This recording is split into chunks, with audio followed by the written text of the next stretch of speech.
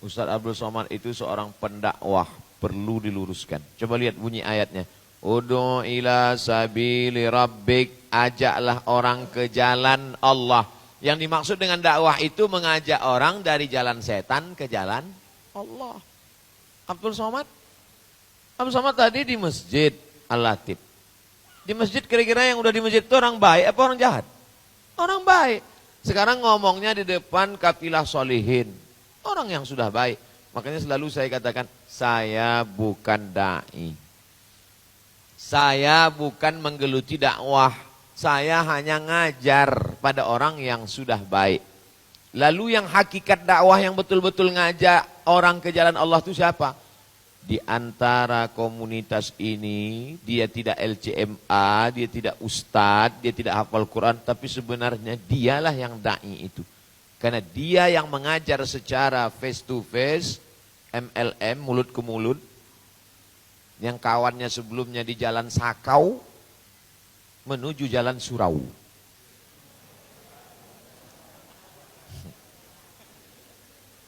Abdul Somad setelah ngumpul semua, yang sebelumnya mabuk, yang sebelumnya error, yang sebelumnya hang, korslet, kontak, mati setengah. Setelah ngumpul semua, barulah Abdul Somad disangka, direkam, diupload, disangka orang yang berdakwah itu Abdul Somad, padahal bukan. Saya malu nanti ketika di akhirat dipanggil Allah Ta'ala, apa kata malaikat? Berikutnya kita panggil da'i fi sabilillah. Abdul Somad sudah siap-siap mau maju. Kafilah solihin.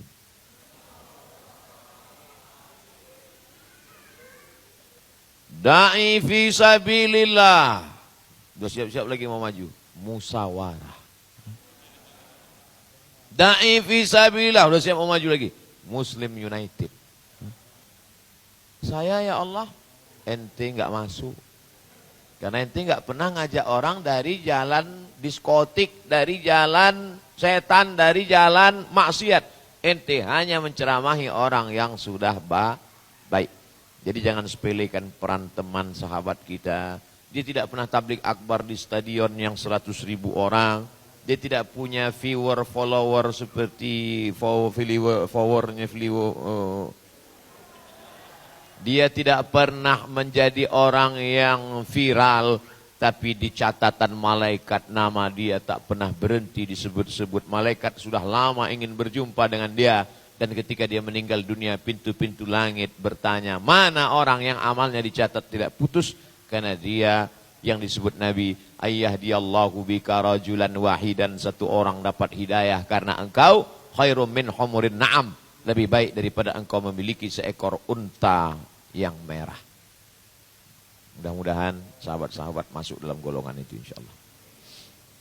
Jadi kalau kita paham hakikat ini, jadi ustadz enggak sombong. Dan jadi jamaah enggak minder.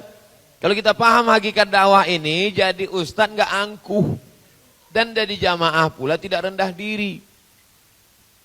Mentang-mentang dikasih kursi, minuman, bonbon, kue 3, 4, mikrofon, baju baru lagi. Lalu kemudian muncul ego, aku yang paling hebat, aku yang paling mulia, aku. Kalau selalu berkata aku, saya, lalu apa beda kita dengan Fir'aun? Ana rabbukumul a'la. Apa beda kita dengan Qarun? Innama utituhu ala ilmin indi.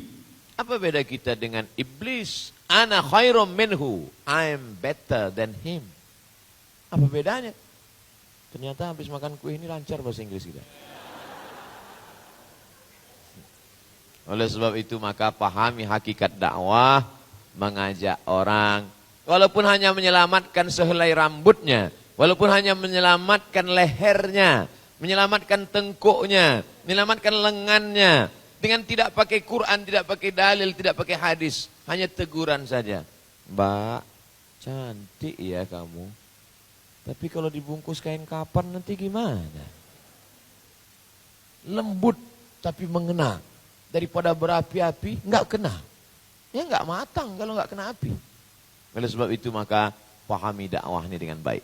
Ini poin yang pertama yang ingin saya sampaikan. Apa kata Syekh Umar Tilmisani? Kulluna du'at qabla kulli syai'. Sebelum menjadi apapun, kita adalah juru dakwah. Dalam Islam tidak ada yang disebut dengan holy man. Hollow man, film. Tak ada dalam Islam yang disebut holy man, manusia suci. Gimana? Sudah berdakwah? Itu bukan urusan saya. Itu urusan Ustadz Ahmad Ridwan dengan Ustadz Somad. Bukan. Dakwah ini urusan kita bersama. Tapi kalau nanya masalah bahasa Arab, ke Ustadz Ridwan. Karena beliau mendalami bahasa Arab di Lipia. Kalau mau nanyakan masalah fikih, ke Ustadz Sarwat. Karena beliau punya www.rumahfikih.com. Jadi ada spesialisasi ustadz-ustadz kita. Tapi dakwah jangan diserahkan kepada ustadz. Dakwah itu tanggung jawab kita bersama. Tapi orang yang salah paham tentang dakwah, dia langsung, bro, yuk sholat yuk. Apa ente ngajak-ngajak anak sholat? Ente kan sarjana teknik. Dia nggak ngerti. Ngajak sholat itu mau advokat, mau lawyer, mau pengacara. Sama tiga-tiga. Mau artis. Tapi kalau sudah bicara tentang masalah hukum, haram, halal, makruh, mubah, sunat, sunan muakkad, syarat, rukun, wajib, itu baru spesialisasi bidangnya masing-masing. Adapun dakwah, tanggung jawab kita bersama. Kalau sudah dipahami ini poin yang pertama. Yang kedua, dakwah ini ada caranya. Dakwah. Ustaz Somad, pakai apa dia menyampaikan dakwah? Tablik akbar, ceramah, tausiah, khutbah, seminar, lokakarya. Ada orang yang tidak pernah ceramah, apakah dia tidak pernah berdakwah? Tidak pernah ceramah sekalipun, diam saja. Tapi justru perolehan zakat lebih tinggi daripada yang ceramah. Ustaz ngomong siapa nih? Tentang saya. Saya jadi tim sosialisasi Badan Amil Zakat Nasional Provinsi 5 tahun. Perolehan zakat 1,2 M. Enggak naik-naik. Tapi ada orang yang enggak pernah ceramah tentang zakat. Pas diumumkan, zakat kami sekarang 10 M. Enggak pernah dia ngomong zakat, ceramah. Kok bisa zakatnya lebih tinggi? Ternyata dia pakai perda. Peraturan daerah. Siapa yang tidak membayar zakat, pegawai BUMN, PNS, pengusaha, maka akan dikenakan bla bla bla. Pengusaha yang bayar zakat, maka pajaknya berkurang. Siapa yang bisa membuat aturan itu? DPR, Dewan Perwakilan Rakyat. Kalau dia menganggap itu amanah. Kalau tidak, dia menjadi DPR juga, Dewan Pencekik Rakyat. Nah, oleh sebab itu maka jangan kita anggap bahwa yang berdakwah itu hanya ustadz, mubaligh, LCMA, doktor, profesor, kiai, buya. Bukan. Tapi ada orang-orang, nah kita sedang posisikan diri.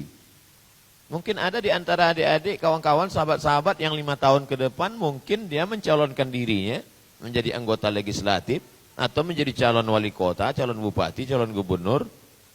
Kita pahami bahwa itu hanyalah profesi dia yang kedua. Profesi dia yang pertama adalah dakwah, da'i. Orangnya da'i. Syukron antum sudah meluruskan. Saya bilang tadi, itu adalah profesi dia Saya maksud saya dakwah. Beliau bilang da'i Ustaz. Insya Allah. Artinya kalau ngomong di kafilah solehin hati-hati salah. Nanti ada di antara kita yang terjun ke politik. Itu profesi kedua. Yang pertamanya adalah dakwah. Ada di antara kita yang sibuk bisnis. Itu kedua. Yang pertama dengan bisnisnya itu dia berdakwah. Kenapa kalau sudah bicara Islam orang menjadi tidak menarik? Alah, paling-paling ngaji. Karena bintang iklannya tidak menarik. Letoy, loyo, lesu, bawaan mau mati. Coba kalau ketemu dia dengan geng kafilah solihin. Ganteng, kaya, nggak ada utang. Jadi kadang Islam ini produk yang high quality, tapi kenapa orang tidak menoleh melihatnya? Bintang iklannya tidak menarik. Bayangkan ada produk susu dari Jerman untuk meningkatkan berat badan, tapi bintang iklan yang endorse saya. Minumlah.